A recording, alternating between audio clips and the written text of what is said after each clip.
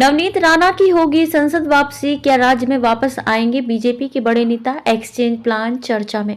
महाराष्ट्र की देवेंद्र फडणवीस सरकार के मंत्रिमंडल का विस्तार अभी तक नहीं हुआ है। महायुति सरकार को सत्ता में आए 5 दिन बीत गए, हालांकि अब तक विभागों के बंटवारे की घोषणा नहीं की गई है। बीजेपी ने राज्यसभा सांसद अनिल बोंडे को राज्य में मंत्री के रूप में लाने के लिए कदम उठाए हैं, जबकि विभाग साझा करने पर चर्चा चल रही है। वहीं उनकी जगह नवनीत राणा को संसद भेजा जा सकता है।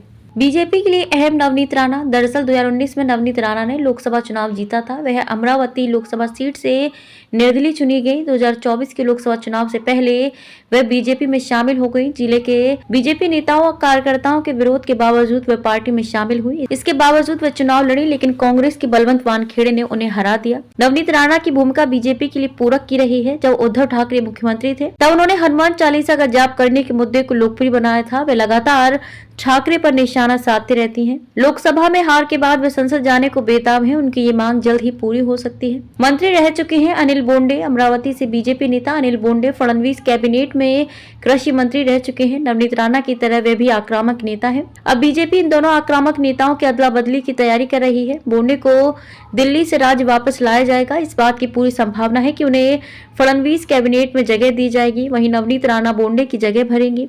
बीजेपी के सूत्र ने इनकी सूचना दी है। नवनीत राणा जा सकती है राज्यसभा। अमरावती में पहली बार बीजेपी के 5 विधायक चुने गए हैं। इस जीत में बोंडे की बड़ी हिस्सेदारी है, इसलिए बीजेपी नेतृत्व का इरादा बोंडे को राज्य में वापस लाकर मंत्री बनाने का है। बोंडे के रूप में अमरावती को कैबिनेट में जगह मिलेगी।